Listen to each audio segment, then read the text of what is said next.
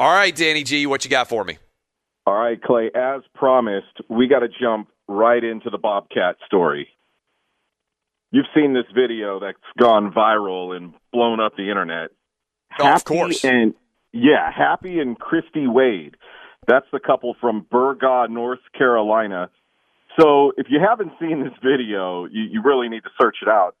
Mr. Wade was carrying a pan of brownies, and Mrs. Wade was carrying their cat in a carrier last Friday morning, or 2 Friday mornings ago. They were on their way to a vet about 25 miles away from their routine appointment there.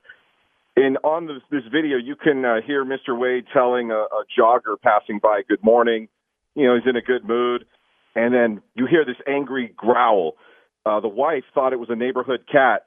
Nope, a rabid bobcat crawled out from under a car in the driveway. The wife says, I won't soon forget the look in that big cat's eyes, she said in an interview. It had its sight set on me, and that's when I ran.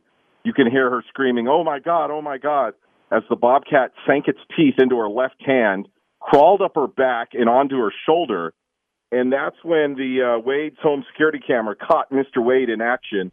46-second clip shows him with his split-second reaction to his wife screaming. He runs over, pulls the bobcat off of her back, holds it up high, and with his bare hands throws it. You saw this, man. He looked like a major league pitcher. Yes. He hurls this. That's the right word. He hurled the bobcat across the lawn. And Mr. Wade, who's a concealed carry, he has a concealed carry permit. The video, you could see him pulling out his pistol. The bobcat, it goes back under the car. He cusses and he shouts that he's going to shoot the animal, and he warns the jogger to stay away. Now, what you don't see is after this video clip ends, Mr. Wade actually did shoot the bobcat. Yeah. The sheriff's deputy arrives after they called 911. They confirmed that there was a bobcat dead there in the driveway. Testing at North Carolina. Bobcat. Yes, I was just going to say the testing at the North Carolina State Laboratory of Public Health confirmed that the bobcat was rabid. Mrs. Wade said she and her husband went to the emergency room. She had major bite marks on her hand, scratches on her arm, claw marks on her back, and other wounds.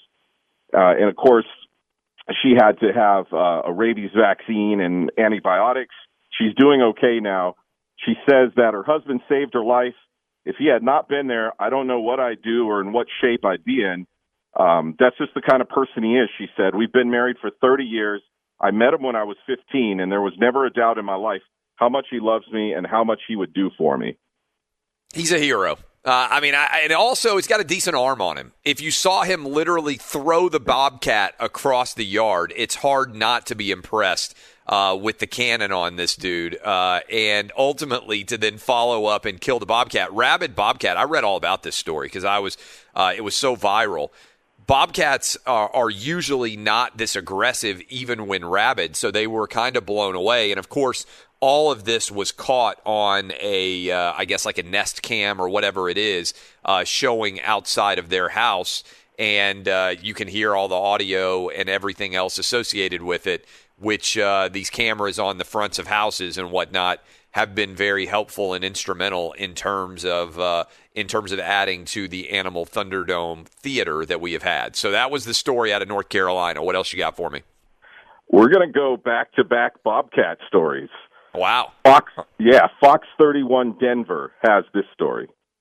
If you are a parent living in the suburbs, you know there's no safer place for your kid to play than in the backyard. You've got the fence, you're off the street. Well, one family here in Castle Rock found out their backyard looked more like a jungle the other day. When all of a sudden their daughter came running into the house, this is what she saw. Yes, that's a bobcat jumping over a fence, chasing after a rabbit. The girl, as you can see, then begins a long stare down that seems to last minutes. It's probably like 30 seconds, but this video obviously catching a lot of attention of people online. This girl stares at this bobcat. Eventually, the cat runs away, and she runs inside to talk to her mom. We spoke with that girl and her mother about what this experience was like. She said she made the biggest eyes she could to scare that animal away. Mom says she didn't believe it was a bobcat, assuming her daughter had just seen a large house cat. But yes, this is a story neither of them will forget anytime soon. That is an amazing staring contest. The little girl Now, I think being like 5 years old helps her here because I think like a 9 or 10-year-old would perhaps be more aware of the danger involved, maybe. And so the 5-year-old might be thinking like, hey, is that a kitten? Like, what's going on here? What kind of cat is that? But I think the Bobcat was rattled by the stoicism shown by this girl. I think you're right. The first thing I thought was, man, is this just kind of like ignorance because the girl's so little that she was just kind of like, but the way she's staring at this cat, though, is like kind of gangster-like. Like, you don't scare me. So, I mean, and this goes to show that you shouldn't always doubt what little kids tell you because at first, as they mentioned, the parents thought that, you know, it just must be your average garden cat from around the neighborhood.